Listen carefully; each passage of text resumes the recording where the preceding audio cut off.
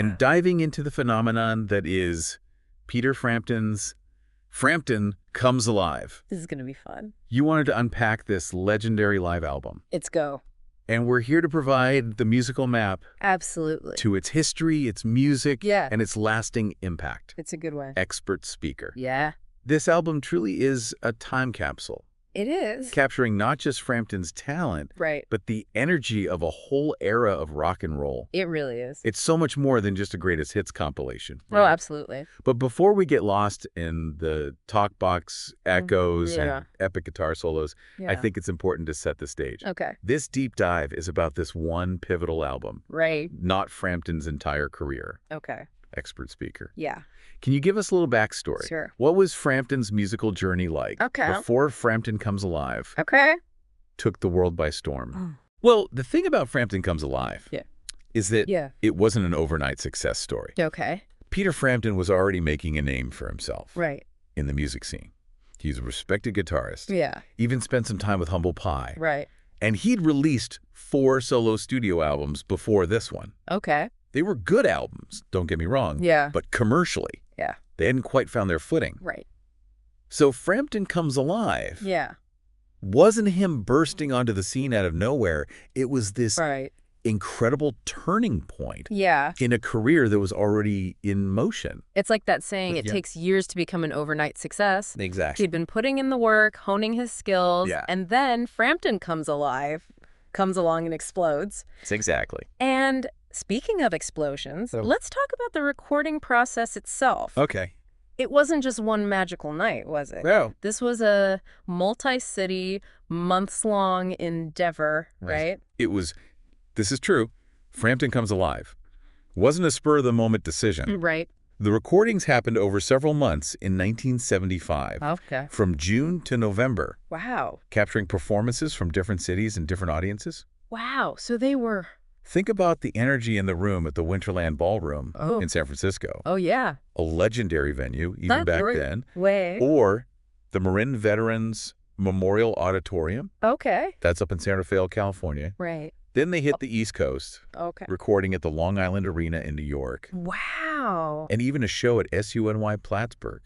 Really? Talk about a range of venues. From iconic concert halls to a university campus? Right. Capturing those different vibes must have been quite the experience. Oh, yeah. And here's something I find fascinating. Okay. Did you know that the album was initially intended to be a single LP? Yeah, Can you imagine that? it's true. It's packed with music as it is. It's true. Can you imagine how different the listening experience would have been if they'd squeezed all that energy onto a single record? Luckily, A&M Records, Right. the record label, Yeah. recognized the magic they had on their hands. Yeah. They suggested expanding it to a double LP. Wow. And it's hard to imagine Frampton Comes Alive any other way now. That decision gave the music space to breathe, Hey. especially on those longer tracks like Do You Feel Like We Do? Right. And it played a big part in shaping the album's identity. Speaking of Do You Feel Like We Do, that track is almost a mini epic in itself. Right. It's interesting how they made the decision to release that longer version as a single, It's true. over 7 minutes long, 7.19 to be exact. Yeah. It seems almost counterintuitive in a world that thrives on short attention spans, Right. but it clearly worked. They really don't make singles that long anymore, do they? They don't. But back then, Do You Feel Like We Do? All 7+ glorious minutes of it, It's true. climbed the charts, landing in the top 40. It just goes to show you, sometimes you have to break the mold to make a real impact. It makes you wonder, though, Yeah. would a radio station even touch a song that long today? I don't know about that. But that's a conversation for another time. Right. What we do know is this. Okay. In 1976, Frampton Comes Alive took the music world by storm. Did. And I think part of what made it resonate so deeply with listeners was its rawness. Right. That you are there feeling of a live performance. Yeah. It's like you're transported back in time, Yes. feeling the energy of the crowd, Yes. hearing every guitar riff, every drum beat, It's true. every nuance of Frampton's performance. Exactly. And sometimes those recordings came with a few unexpected challenges along the way. Oh, yeah? For example, I read that there was a bit of a mishap with the bass drum during one of the recording sessions. Oh, yeah. That's right. Yeah. Tell me about this. During one of the recordings, the microphone cable for the bass drum was accidentally pulled. Oh, no. Yanked, really. Yeah. And it wasn't just unplugged. Oh, my goodness. The microphone ended up pointing at a weird angle, Oh, no. almost sideways from the drum head. No way. Can you imagine the headache that caused for the audio engineers? That sounds like an audio nightmare. I'm impressed they were able to salvage the recording at all. How do you even begin to fix something like that? It took some serious audio engineering magic, that's for sure. Right. And it makes you appreciate the technology they had back then. Yeah. Even something like noise reduction, Right. which seems so commonplace now, Frampton comes alive. Used Dolby Obi, noise reduction, Okay. which was the gold standard for professional recordings at the time. Dolby, a name that's still synonymous with audio quality today. Right. It's amazing to think about those technological advancements and how they shaped the sound of such an iconic album. Yeah. But of course, technology is only part of the equation. Right. Let's talk about the instrument at the heart of it all, Frampton's guitar. Right. It wasn't just any guitar. It was his legendary black Gibson Les Paul Custom. Oh, yeah. A beauty. Expert speaker. You're the guitar aficionado. I know a little something. Tell us about this iconic instrument. Oh, this guitar is practically a rock and roll relic. It's a 1954 Gibson Les Paul Custom. Okay. And it's stunning. All sleek black. Very cool. What makes this particular guitar so interesting, Yeah. besides its famous owner, Yeah. are the modifications Frampton made? You see, Okay. most Les Pauls from that era had a combination of P90 and Alnico staple pickups, Okay. but Frampton's had 3 humbucker pickups, Wow. which was unusual for that model. 3 humbuckers. That's got to give it a powerful, distinct sound.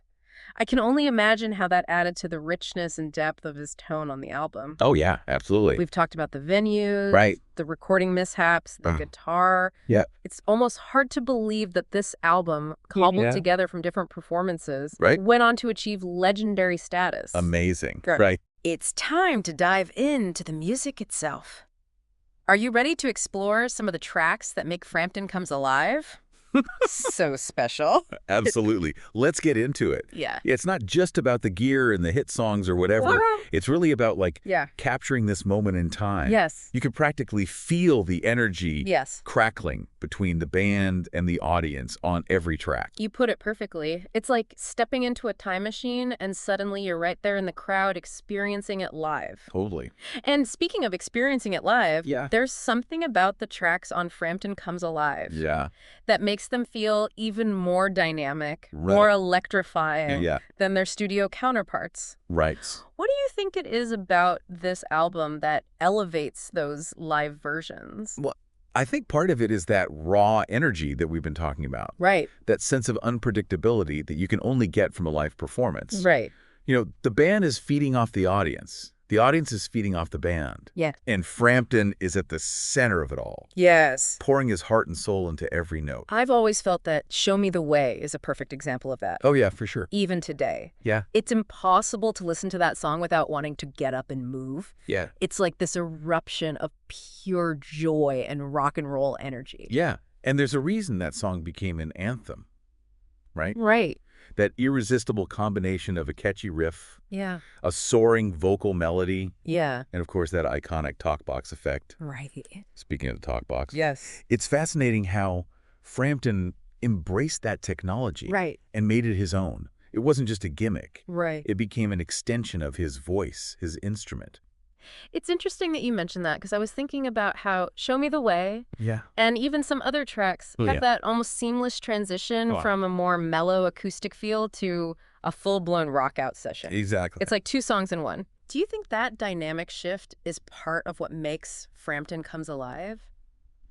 So captivating. Absolutely. It's that element of surprise. Right. That sense that you never quite know where the music's going to take you next. Right. It's A Plain Shame, for example. Okay. That track takes you on such an incredible journey But it does. with its shifting tempos and moods. Right. It was like a microcosm of the entire Frampton Comes Alive experience. You know, for all the talk about the hits, Yeah. there's a certain magic in those deeper cuts on the album, too. Oh, for sure. Tracks like Lines on My Face, which might not have been chart toppers, Right. but are essential to the full Frampton Comes Alive experience. Lines on My Face is pure emotion. It is. It's a slow burner. Yeah. Full of feeling. Yeah. And it builds to this incredible guitar solo that showcases Frampton's incredible skill Yeah. as a musician. You can practically hear his heart and soul pouring out through that guitar. It's moments like that you realize that Frampton Comes Alive is about so much more than just catchy hooks and sing-along choruses. It's a testament to true musicianship. Exactly. And it's not just Frampton's musicianship either. Right. The entire band is firing on all cylinders on this album. Right. Bob Mayo on keyboards and vocals. Yeah. Adds a whole other layer of texture to the music. Right. Listen to the way he interacts with Frampton on tracks like Money. Yeah. Pure magic. It is. And you can't forget about Stanley Sheldon on bass and John Ciomos on drums. Right. They provide such a tight, driving rhythm section. They're the backbone of that incredible live sound. It's a good reminder that behind every great frontman, there's an incredible band laying down the groove. Oh, absolutely. Couldn't do it without him. And while we're on the subject of great bands, we can't overlook their decision to include Jumpin' Jack Flash on the album. Talk about a bold move covering the Rolling Stones on a live album. I know, right? It takes guts to cover such an iconic band. Right. Especially on an album that was already shaping up to be a massive success. Right. But they absolutely owned it. They did. They took that classic song, Yeah. made it their own, Yeah. and infused it with their signature energy. It speaks volumes about their confidence as musicians at that moment. For sure. They weren't afraid to take risks, to put their own spin on a well-known song and make it part of the Frampton Comes Alive experience. Totally. And remember, they had every right to be confident. Right. Frampton Comes Alive wasn't just a commercial success. Right. It was a critical darling, too.